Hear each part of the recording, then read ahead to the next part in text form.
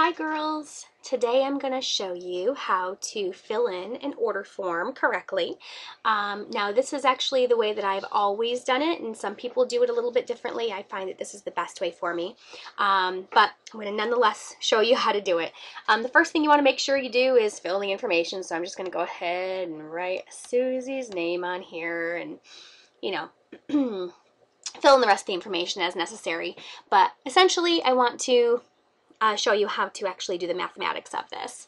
So, first thing I want to do is we'll just go ahead and we'll just go through Susie's order. Let's go ahead and say that she ordered one basic instinct. Let's say she ordered one Seventh Heaven.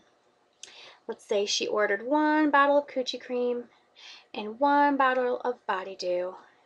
And because you were such a great consultant and you told her exactly what she needed, you're going to go ahead and you're going to sell her a bottle of Come Clean and a bottle of Just Like Me in original. Okay, now let's just say that completes Susie's order. I'm just going to go ahead and get a calculator out and we're going to go ahead and calculate her total. So Susie's order was 16 plus 12 and let's see. 28, 16, 18, and 28. Okay, that's $118. Okay, I'm just going to go ahead and write that in. $118. Now, let's say you had a super awesome sale that day and you decided to do a big spender basket when somebody reaches, $100, and Susie was already aware of that. And let's just say that the thing that you decide to do, I always like to put it under special, just so you know, because it's written down there. Let's say you had a 4-ounce bottle of coochie cream for free when she purchased $100 in retail. So I might go ahead and write down coochie, pearberry. It's normally $12. She got one of those, but her total is going to be free. She got it free. All right, and this is going to help you later on when you actually do your party profit forms. That way you know to take this off as a tax deduction. It also helps you to figure out your true profit afterwards. Now, a lot of questions get asked about shipping and handling, all that good stuff. Before I go into all that detail, this is how I like to fill it in. Let's say you had everything in stock. Oh, let's just say she had pearberry as well. You had everything in stock except for the body dew and pearberry. I actually like to circle that on my order form because it's a physical reminder to my customer to say, hey, I didn't have this item in stock for you. And then where it says back orders, I like to write what it is that she's on back order, and that'd be body dew and pearberry. However you need to do it. Of course, you want to make sure that you have her address. That way you know where it's going to. So, the city is called City, Virginia, 55555. All right, and you also want to make sure you have her number just in case you have to call her for any reason. So make sure you have that information filled in as well. So now we're going to go ahead and calculate some of the other things again.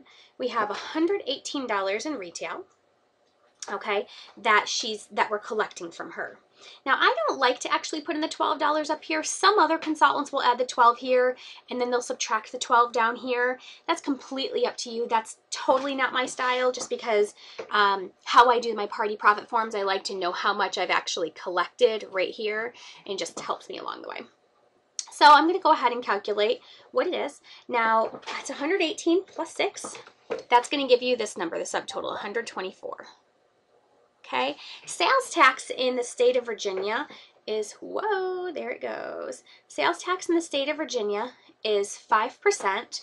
And in the state of Virginia, we charge sales tax on the shipping and handling as well.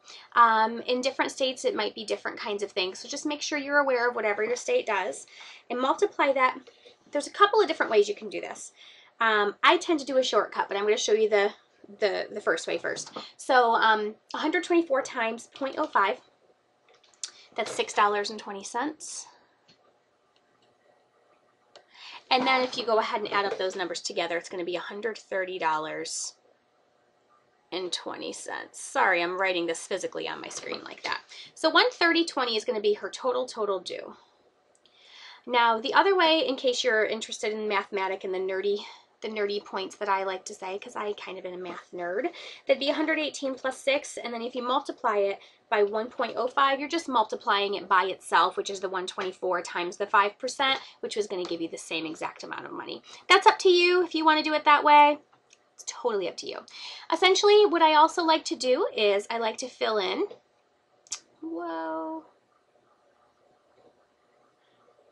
I like to fill in how they're paying. If they're going to be paying with a credit card, I actually have a little swiper so I don't have to physically write down the information because I like to swipe it that night. So if they're paying with credit card, I'll usually write CC for credit card. If they're paying with a check, I'll write CHK number, and then I'll write the check number here. And then if they're paying in cash, I'll just usually write cash. I mean, it's totally up to you how you want to fill it in. So that's essentially how you're going to fill in a order form for just a regular order.